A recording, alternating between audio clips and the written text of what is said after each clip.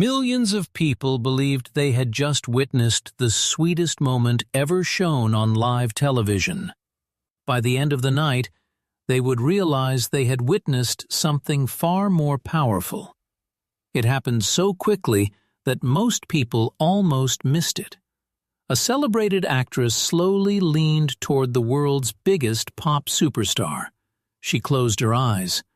A warm smile crossed her face. Then, she gently kissed him on the cheek.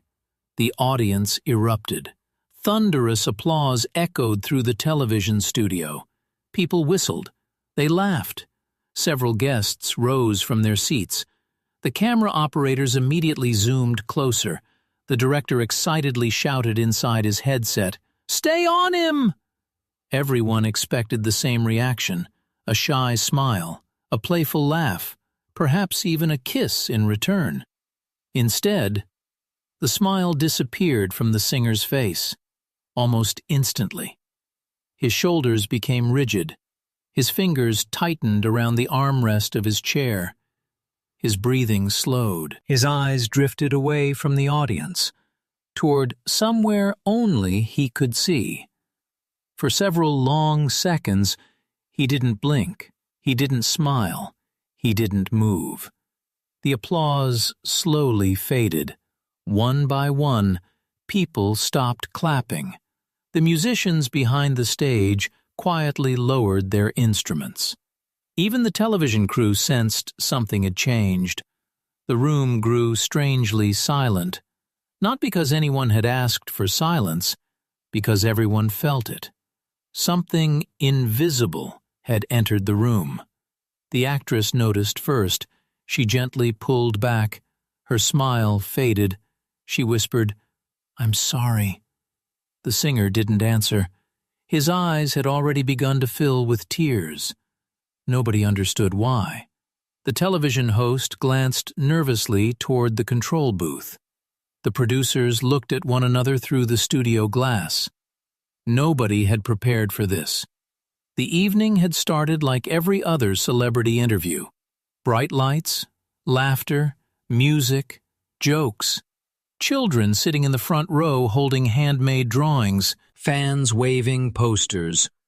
Everything had felt joyful. Hours earlier, the studio had been buzzing with excitement. Workers adjusted enormous television cameras. Lighting technicians carefully tested every spotlight. Makeup artists hurried from dressing room to dressing room. Producers rehearsed the opening sequence for what they believed would become one of the highest-rated broadcasts of the year. Outside, thousands of fans waited behind security barriers. Many had traveled through the night. Some carried old vinyl records. Others held faded concert tickets from years earlier. Several simply hoped for one brief wave, one smile, one unforgettable memory. Inside his dressing room, the singer sat quietly before a large mirror surrounded by glowing lights. Unlike everyone else, he wasn't rehearsing answers. He wasn't checking his wardrobe.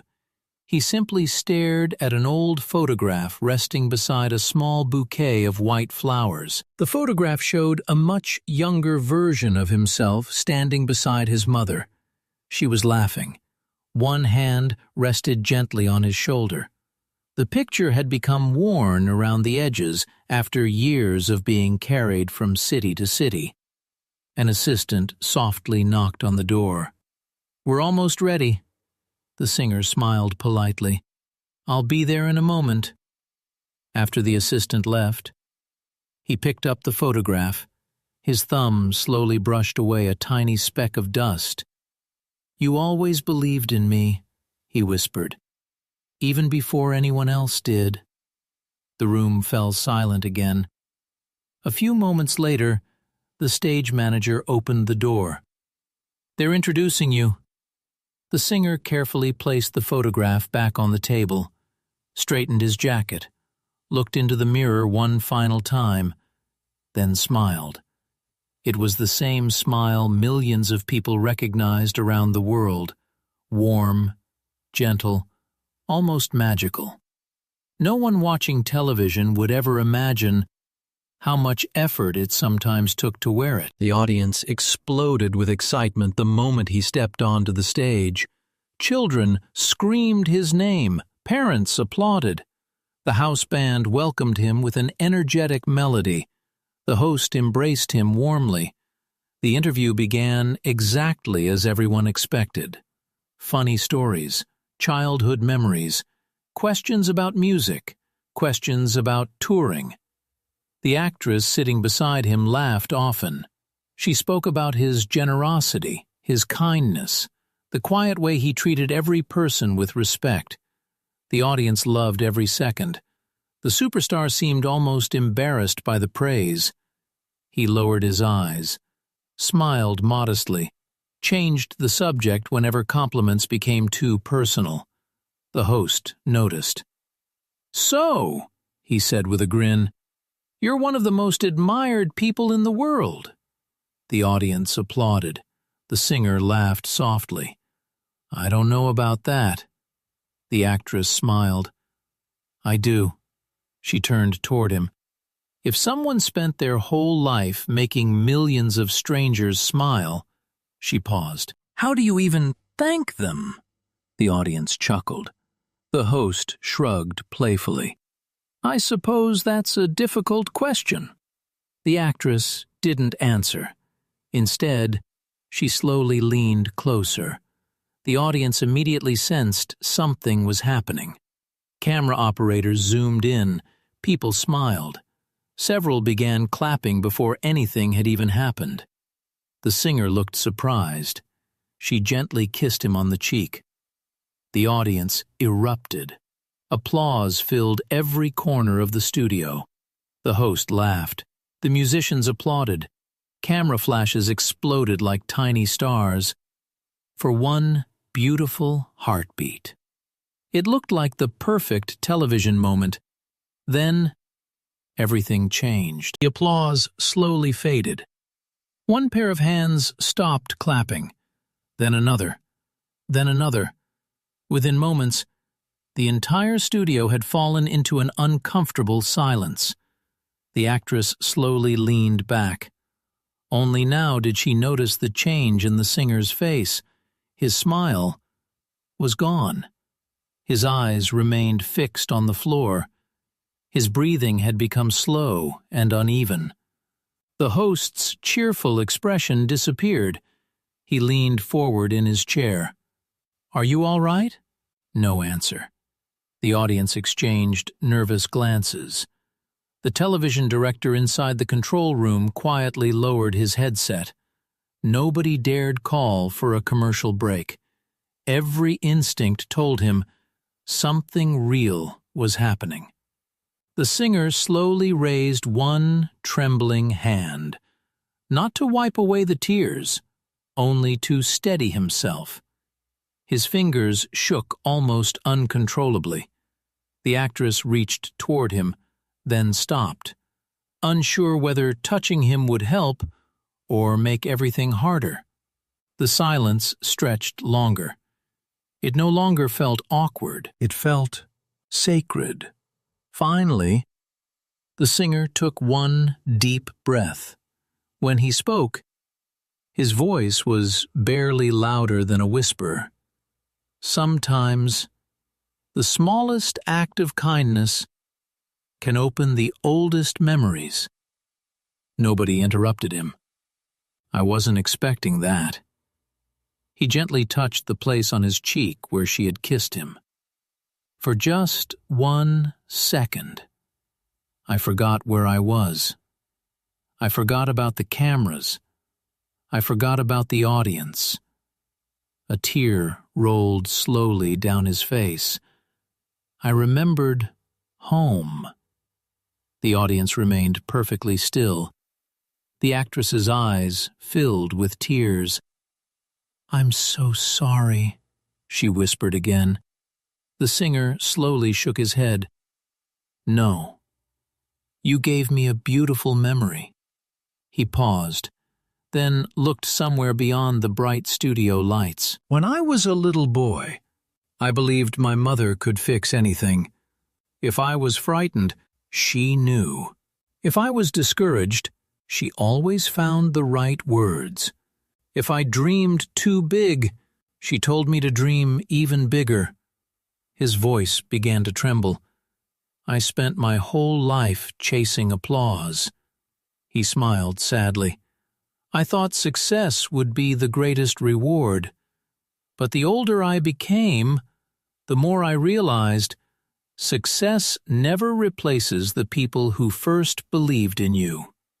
The room was silent enough that the soft hum of the studio lights could be heard. Even the camera operators had stopped shifting their equipment. Nobody wanted to disturb the moment. The host quietly removed the stack of interview cards from his lap.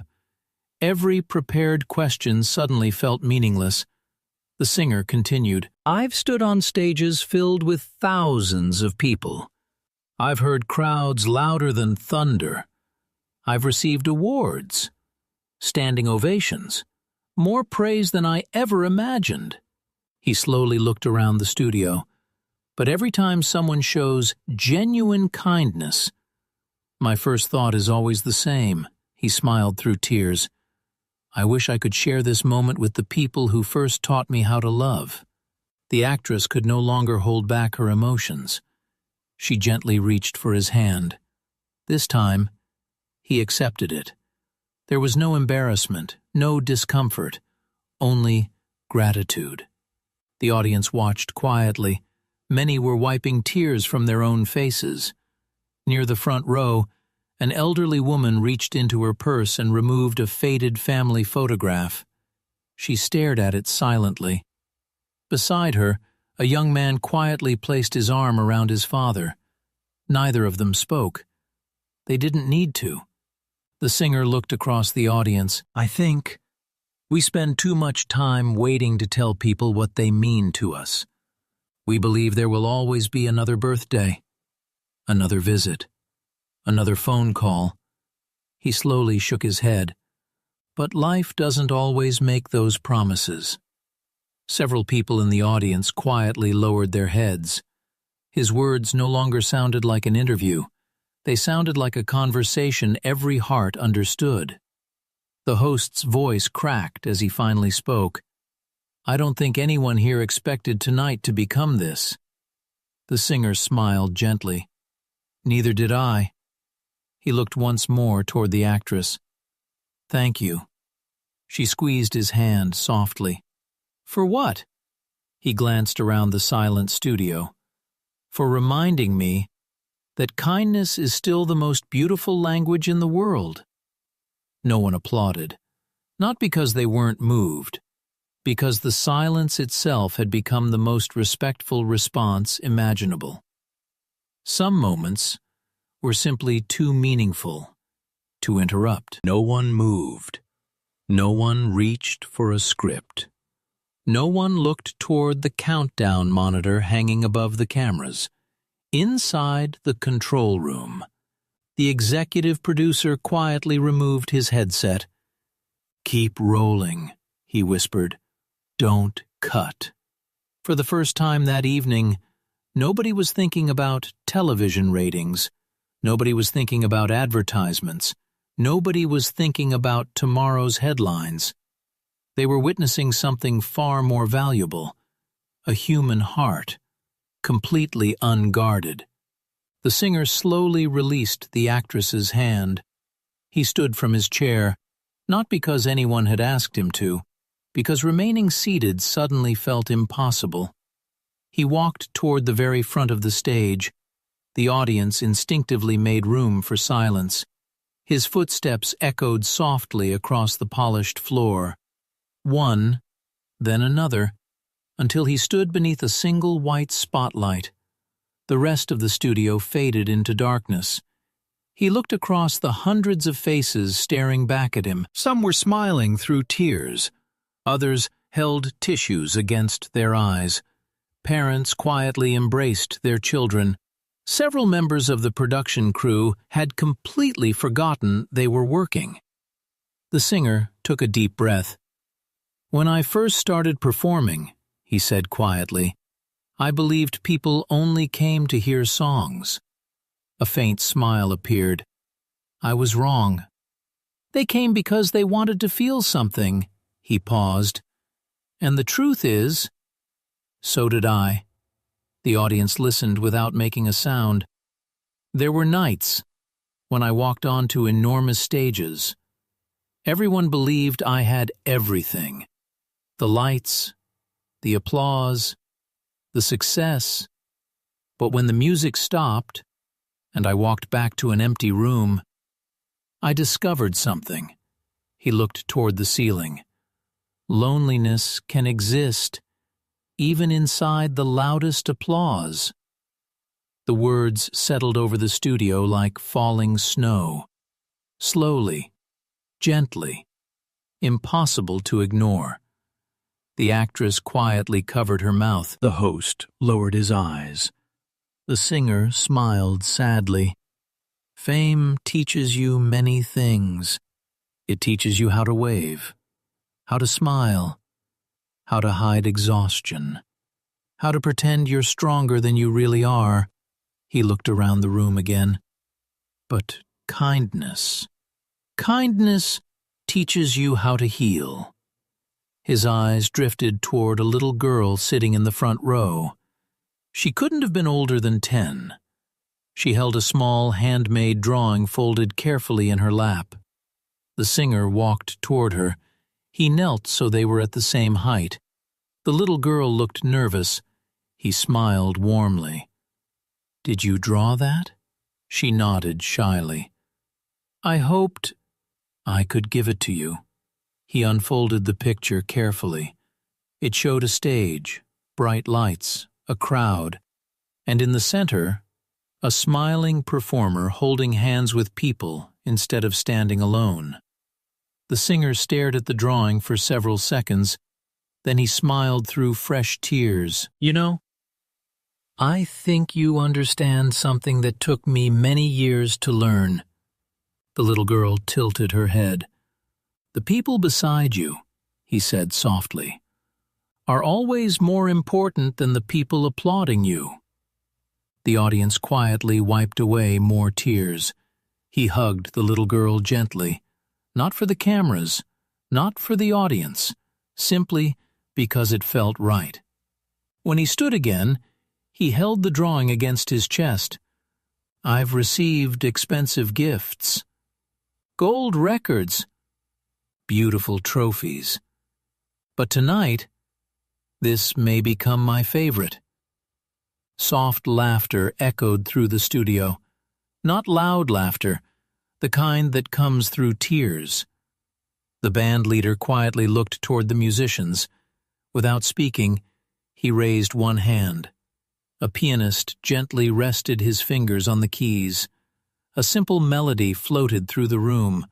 No dramatic introduction, no announcement, just music. Soft, honest. The singer closed his eyes. He didn't perform. He didn't try to impress anyone. He simply hummed along with the piano. The melody filled every empty corner of the studio. Some audience members quietly joined in. Others simply listened. It felt less like a television program and more like hundreds of strangers sharing the same memory. When the final note disappeared, the silence returned. This time, it felt peaceful. The singer looked around the room one last time. "I hope," he said quietly, "that when every one of us goes home tonight, we remember to call someone we love, to hug someone a little longer, to say the words we've been saving." He smiled. "Because the greatest memories are rarely created by extraordinary moments. They're created by ordinary moments we choose not to waste." Nobody applauded immediately. The audience simply stood, one person after another, until every seat in the studio was empty. Hundreds of people remained standing in complete silence. Then, without anyone leading them, a gentle applause began. Not loud, not explosive, steady, heartfelt. It wasn't applause for a celebrity. It wasn't applause for a performance. It was applause for vulnerability, for gratitude, for reminding everyone watching that behind every bright spotlight lives an ordinary human heart, still searching for love, still carrying memories, and still hoping that kindness will always find its way home. The applause continued, slow, gentle, almost hesitant. It sounded less like the end of a television show and more like hundreds of hearts quietly thanking one another. The singer remained standing beneath the white spotlight. The little girl's drawing was still resting carefully against his chest. He looked at it one last time, then smiled. Not the smile millions of fans had seen on magazine covers. Not the smile photographers always waited for. This one was different, smaller, softer, real. The host slowly walked toward him. He no longer held his cue cards. At some point, he had simply placed them on his chair. "There were dozens of questions I wanted to ask tonight," he said quietly. "But somehow, they don't matter anymore." The singer laughed softly. "I don't think they ever did." A few people in the audience smiled through their tears. The actress stepped closer. "I've been part of hundreds of interviews," she admitted. "I've memorized scripts. I've rehearsed answers. I've smiled for cameras. But tonight," she paused, "I think we all forgot there were cameras." The singer nodded. "Sometimes, the best conversations begin when nobody is trying to perform." For a long moment, the three of them simply stood together. No dramatic speeches, no rehearsed ending, only silence. The kind of silence that allows people to think. Behind the cameras, a young assistant quietly removed her headset. She had worked in television for almost 5 years. She had witnessed celebrities argue, cry, laugh, storm off the stage. But she had never seen an entire production crew become this still. One of the senior camera operators leaned toward her. "Remember this," he whispered. She looked confused. "The interviews people remember," he continued, "aren't always the funniest ones. They're the honest ones." She quietly nodded. Across the studio, audience members remained standing. Nobody rushed toward the exits. Parents hugged their children, friends embraced one another. An elderly man reached into his pocket, removed a small photograph, and smiled at it through tear-filled eyes. Perhaps everyone in the room had remembered someone they loved, someone they missed, someone they wished they could speak to one more time. The singer slowly looked around the studio. "You know," he said gently, "when people remember tonight, I hope they don't remember me." Several people looked surprised. "I hope they remember how they felt. I hope they remember calling someone they love. I hope they remember forgiving someone. I hope they remember being kind, even when nobody is watching." The room became silent once again. The actress smiled. "I think they will." The stage manager quietly signaled that the broadcast was ending. Normally, bright music would begin playing. Credits would roll. The audience would applaud loudly one final time. Instead, the producer made a different decision. He leaned toward the audio engineer. "Leave the room exactly as it is. No music. No interruption." The engineer simply nodded. For several unforgettable seconds, the entire broadcast showed nothing more than people standing together beneath warm studio lights. No one speaking, no one performing, only quiet smiles, quiet tears, quiet gratitude. When the cameras finally faded to black, the audience remained exactly where they were. No one hurried away. The spell had not yet been broken. Backstage, the singer carefully folded the little girl's drawing. He placed it inside the inner pocket of his jacket, right beside the worn family photograph he always carried. The two memories rested together, one from his past, one from tonight. The actress noticed. "You'll keep it?" he smiled. "For the rest of my life." Outside, fans waited behind the barriers. Many expected another autograph, another wave, another photograph. Instead, as he stepped outside, he paused, looked at the crowd, and simply placed one hand over his heart. No words. The fans understood anyway. Many did the same. Hundreds of hands quietly rose to their hearts. The night air was cool. The city lights shimmered in the distance. The singer took one last look at the sky, then quietly entered the waiting car. As it disappeared into the night, the television studio slowly emptied. Workers switched off the enormous lights. Microphones were packed away. Cables disappeared into heavy storage cases. The stage, that had been filled with laughter only hours before, became completely still. By morning, newspapers would report that an interview had touched millions of viewers.